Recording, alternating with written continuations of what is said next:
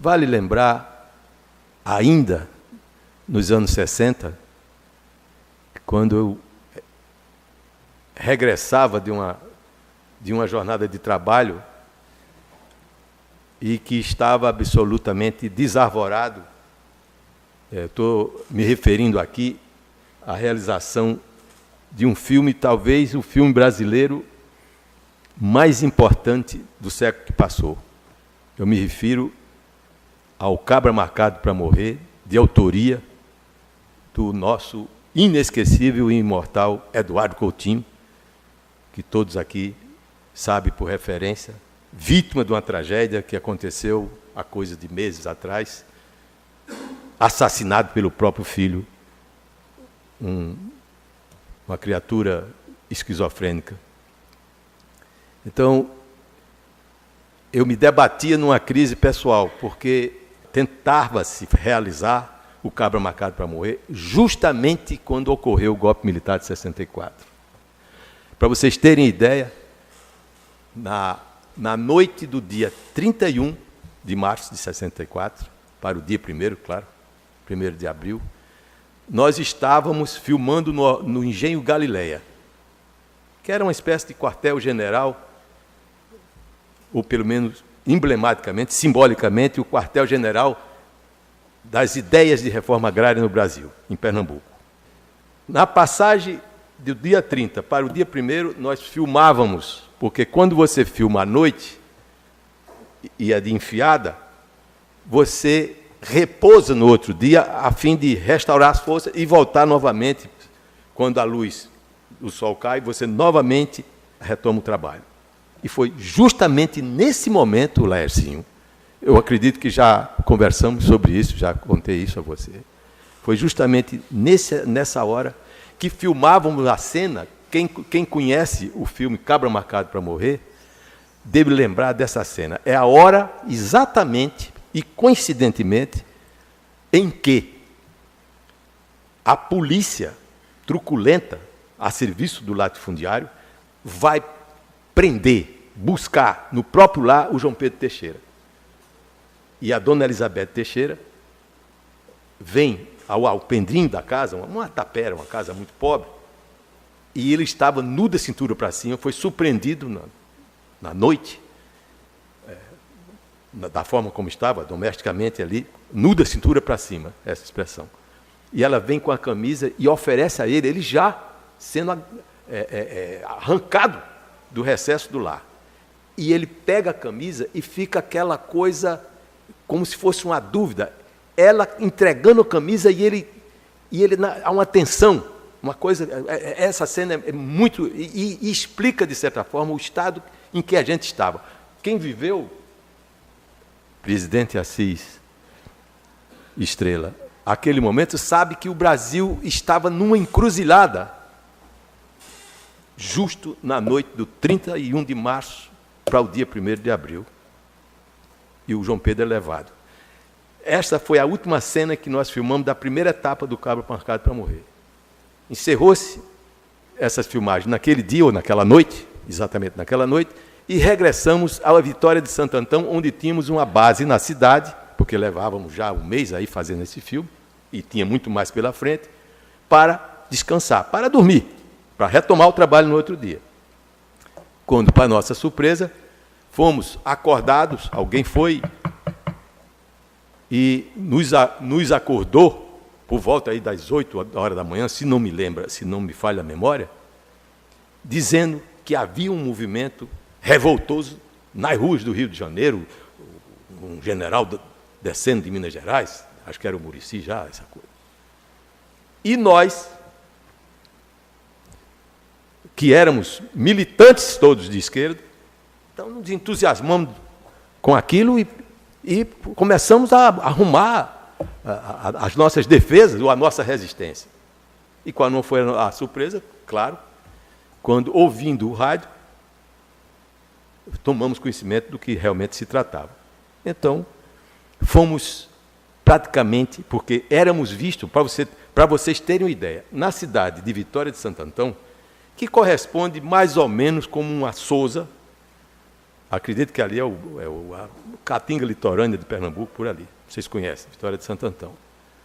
Era uma cidade de médio porte, e a gente era conhecido lá, por causa desses 30 dias, como os cubanos da filmagem.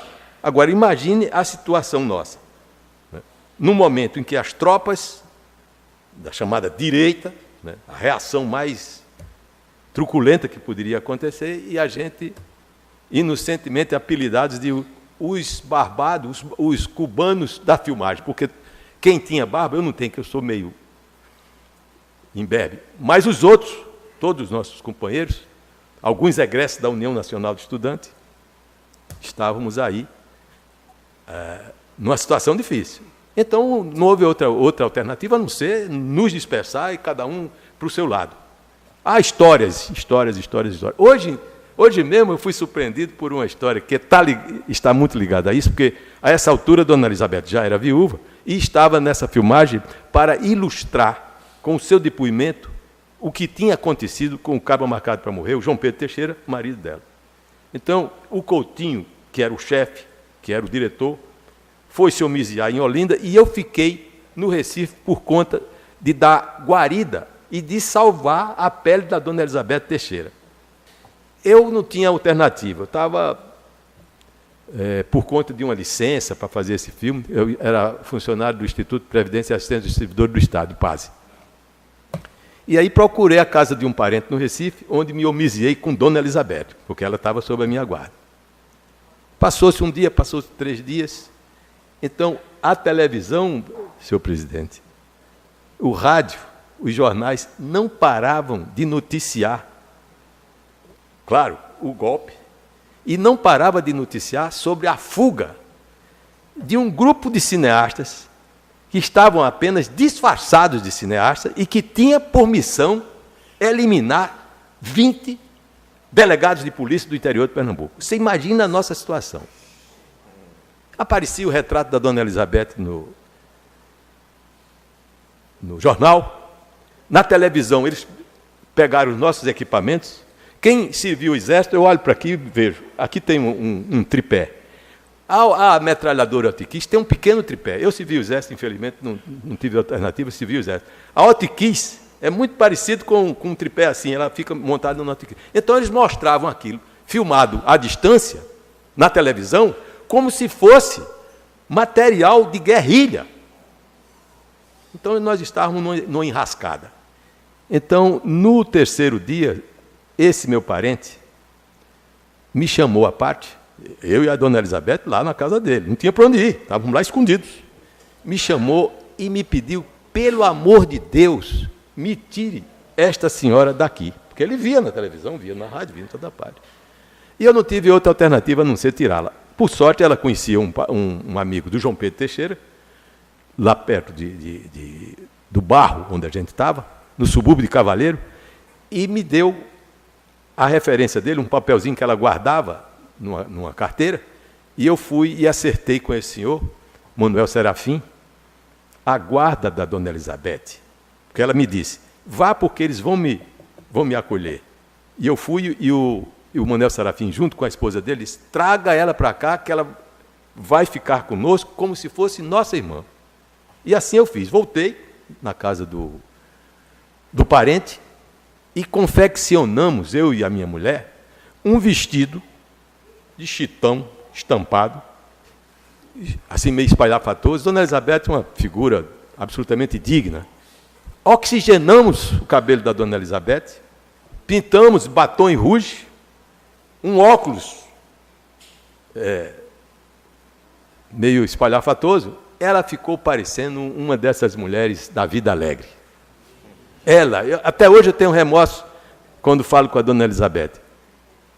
E aí atravessei o Recife, eu também desconfiado da vida, porque se eu fosse pego ali, eu era um dos tipos, né? Não era conhecido, como a Elizabeth era, estava nos jornais e tal. E aí fui depositá-lo.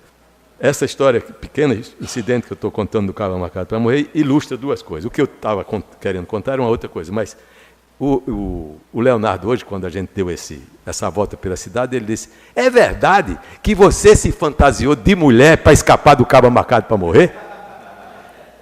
quer dizer, as lendas correm, né, celeremente. Mas, olha, abreviadamente, foi essa situação e eu ganhei o mundo. Fiquei uns 4 meses, 5 meses escondido numa pequena fazenda de um outro parente em Campina Grande e depois fui para o Rio de Janeiro, onde tentar a vida, porque eu fui demitido, sumariamente demitido, desse tal de IPASE, com como é que chama isso? Um inquérito policial militar na 7ª Região Militar.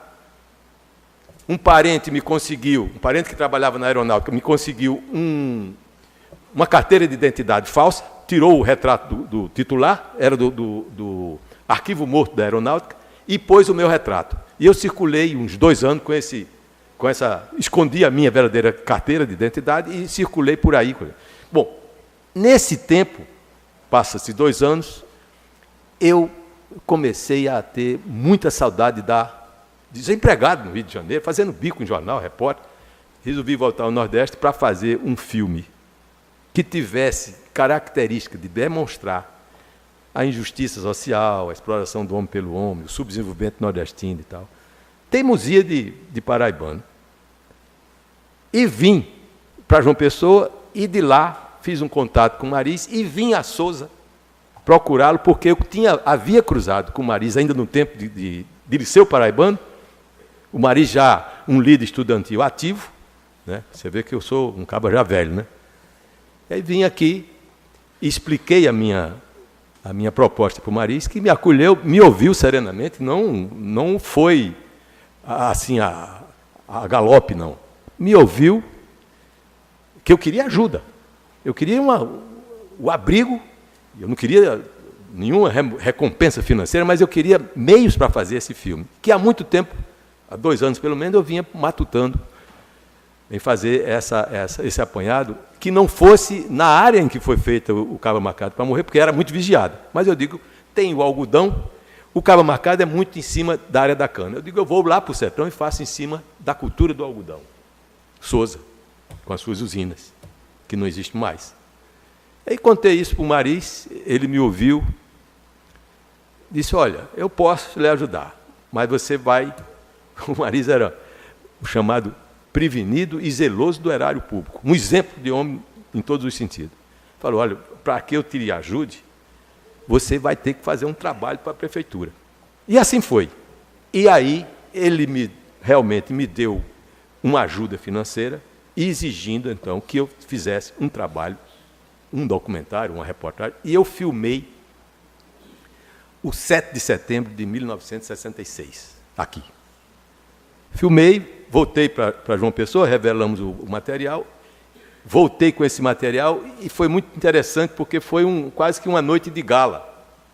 E então exibimos na praça pública e o Maris foi com a família, compareceu com a família, e eu vi pelo seu semblante, pela curiosidade que despertou na comunidade, que ele estava muito feliz e satisfeito com o trabalho. E daí por diante, eu vim algumas vezes, hospedei-me com o meu fotógrafo, Manuel Clemente, e filmei aquilo que eu queria filmar. Um pouco a galope, sem muito recursos, claro, a não ser aqueles que me eram confiados. Aí filmei em volta de Sousa, um pouco no Ceará, um pouco também aqui no Rio Grande do Norte. Filmei realmente a cultura do algodão, filmei o chamado pastoreio, o gado, bois, caprinos, etc. E ainda tentei e reconstituir um momento que já havia passado e já muito, de uma mina já abandonada no Piancó, uma mina de ouro. Todos sabem, o ouro do Piancó, né? Isso é célebre na Paraíba. Tem um livro, inclusive, do João Lélio sobre esse assunto. Então eu fiz, sem perceber, eu percorri os 3 reinos da natureza que estão representados no pastoreio, que foi o que praticamente civilizou o sertão, né? Civilizou, que eu digo, foi uma das primeiras atividades do sertão, foi as fazendas, depois as pequenas vilas, a partir das pequenas fazendas, e que terminou sendo essa coisa, essa atividade que perdura até hoje, que é o reino animal, o gado. O algodão, filmei todas essas usinas, se não me engano, eram 4 ou 5 aqui, pujantes, praticamente não existe mais. Existe, outro dia, passei aí, vi que há uma espécie de ruína de uma delas, acho que de Luiz Oliveira. Mas eu filmei Edmur Abrantes, Luiz Oliveira e, claro, o capitão da indústria, o José Gadelha, que me acolheu com toda cortesia, com toda cavalheirismo, que lhe era típico.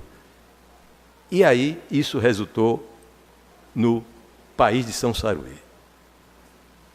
A gente refere País de São Saruê. Por que País de São Saruê? Há um folheto que a gente chamava, quando era menino, de folheto de feira, um cordel, que se chama Viagem a São Saruê, onde o autor descreve uma terra utópica, idílica, utopia, né? Lugar que não existe, né? Em que os rios emanam leite e mel, o céu é coberto de ouro e prata, o dinheiro nasce nas árvores, é só você colher. É a utopia milenar que tem na cabeça da humanidade desde que ela é humanidade. Então, Manuel Camilo dos Santos fez esse. Então eu tomei de empréstimo apenas esse título, São Saruê, e acrescentei só a expressão o País de São Saruê, o país. Então, como dizia Zé Américo de Almeida, o sertão da Paraíba é o país mineral, que tem de tudo. Tem do ouro, e a ocorrência em Piancó atestou isso, como tem xelita, como tem bauxita, colombita, enfim, não vou ensinar Padre Nosso a vicário aqui. Então, foi assim que eu fiz o País de São Saruê. Acabado o filme, fui viver no Rio, também a duras penas, mas já com um respaldo, inclusive por influência do Mariz, quase sempre, que foi falar com o João Agripino, pediu para que a Secretaria de Educação ajudasse o filme. E também diga-se de passagem, com esse marketing, eu nem sabia que existia esse negócio de marketing, eu ia nas usinas e quase que intimava os seus titulares, eu quero filmar a sua usina para pôr num filme, e pegava dinheiro deles, né? Claro, alguns eu confesso aqui, alguns eu tenho, é um ilícito que eu cometi, talvez não tenha cometido outros, talvez outros de menos porte, mas eu tenho a impressão que alguns eu nem sequer filmei, porque eu não tinha dinheiro suficiente para manter o meu fotógrafo, e eu mesmo fui lá filmar. Em algumas ocasiões, nem filme tinha na máquina, para vocês terem ideia de como acontecia. Enfim, mas foi feito. Tive a sorte de um outro paraibano, que a gente tem que homenagear permanentemente, imortal em vida, Dr. Ariano Suassuna, com todo o respeito. Foi ele quem primeiro falou do País de São Saruê na imprensa brasileira. Publicou artigo laudatório, uma louva minha, no Jornal do Comércio do Rio de Janeiro, não o do Recife, mas do Rio de Janeiro, muito lido na época. Abriu as portas. E eu me entusiasmei, já vivendo em Brasília. Fui viver em Brasília porque, de pequenos bicos em jornal, me convocaram para ser professor na Universidade de Brasília, e foi aí que eu acabei terminando o País de São Saruê. Terminado que foi, elogiado pela crítica, etc., eu me entusiasmei e inscrevi, entrei na censura. Eu estava dizendo, para os mais novos, tudo que se fazia nas artes e na cultura brasileira passava pelo crivo de uma truculenta censura a serviço da ditadura, que você não podia, como se diz, resvalar para a crítica objetiva do sistema, etc. Então, o meu filme foi parar na censura e imediatamente proibido. Ele não foi só proibido, Sérgio, ele foi interditado em todo o território nacional e impedido de ser exportado. Eu fiquei pasmo, Como é que um filme tecnicamente imperfeito, um pobre filme feito no Nordeste, sem recursos, poderia, como eles publicaram no Diário Oficial da República, proibido e interditado por ferir os interesses e a dignidade nacionais? Eu fiquei entre pasmo e às vezes até me achando, às vezes eu ficava me achando, mas danoso, uma ditadura com toda essa parafernália, com toda essa construção bélica deles, proibir esse filmezinho, mas enfim. Mas aí eu não me dei por achado, firme e desentendido, e usei de um subterfúgio. Abriu as inscrições do importantíssimo, até hoje, é o mais antigo festival de cinema do Brasil, o Festival de Cinema de Brasília. Estava morando lá e inscrevi o filme. Temerariamente, porque estava proibido. E, para minha surpresa, e aí foi uma grata surpresa, embora as consequências fossem realmente de você temer, a comissão do festival escolheu o filme para competir no festival. Entre os 6 que competiram naquele ano, como até hoje 6 filmes. Eu subi achei maravilhoso. Entretanto, a direção do festival, claro, né, retirou, faltando coisa de uns 3, 4 dias para o começo do festival. Quer dizer, aquela expectativa, vamos para o festival, um festival concorridíssimo, né? São Paulo e Rio vai se representar. A direção corroborou a censura e também gafou o filme, tirou do festival, substituindo sintomaticamente por um filme chamado Brasil Bom de Bola, para adular o ditador da hora, que era justamente Garrastazu Médici, que se dizia torcedor de futebol, queria pôr o Dadá peito de aço na seleção, e o Saldanha não deixou. Ele manda lá no governo dele. Na seleção quem manda sou eu. Resultou que o Saldanha também pulou fora. Bom, então o que é que eu fiquei no mato sem cachorro. Novamente, o nosso estadista, o nosso luminoso e lúcido Antônio Mariz. Fui procurá-lo e ele disse, vamos à luta. Ingenuamente, eu e ele, saímos por aquela esplanada dos ministérios e até nos quartéis e fomos ver 3 paraibanos. Começamos pelo chefe da censura, que, se não me engano, não nos recebeu e não voltamos mais lá. Era o homem que dava o liberatório. Fomos ver um homem aqui do Piancó, que tinha sido chefe de polícia de Dutra, José Pereira Lira.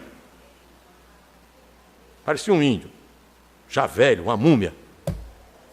Me disse, se esse filme seu fosse boa coisa, não estaria proibido.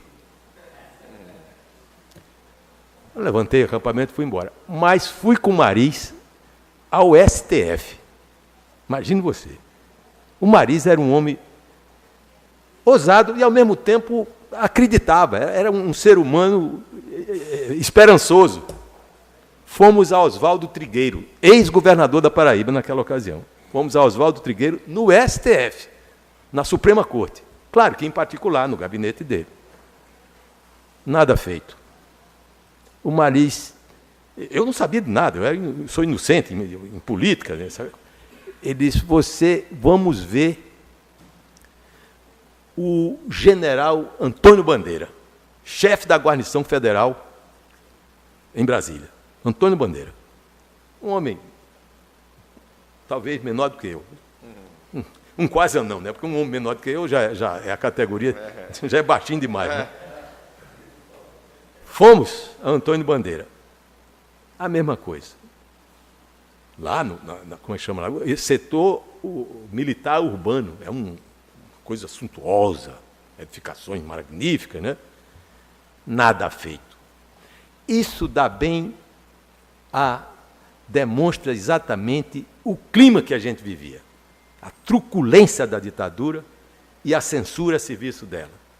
Então, o país de São Saruê, no que pese o esforço, louvado seja ele sempre, o nosso querido Antônio Maris, que tantos serviços prestou, não só a Paraíba. Quando eu vejo aquela ala no Senado Federal com o nome do Maris, eu até louvo o que sobreviveu por conta da nossa redemocratização. O país de São Saruê realmente só veio a furo e só está aí e só sobreviveu por conta da redemocratização do país. Aí, realmente, as músicas do Chico Buarque de Holanda, as peças de Oduvaldo Viana Filho, as exposições que eram proibidas, a censura aos jornais, aí deu aquela ventania benfazeja e a gente terminou tendo também, no meio dessa revoada, foi liberado o país de São Saruê. E o festival que havia repelido e rejeitado foi obrigado a passá-lo e a premiá-lo no festival de 1979, quase 9 anos depois. Mas vale aqui, como todos aqui já o fizeram, fazer essa alusão, não só essa alusão, mas essa invocação daquele que foi também um dos construtores dessa volta ao Estado de Direito, né, como constituinte, essa volta à democracia, que foi o nosso estimado Maris, que ora vira essa fabulosa condecoração que vós me concedeis. Muito obrigado a todos.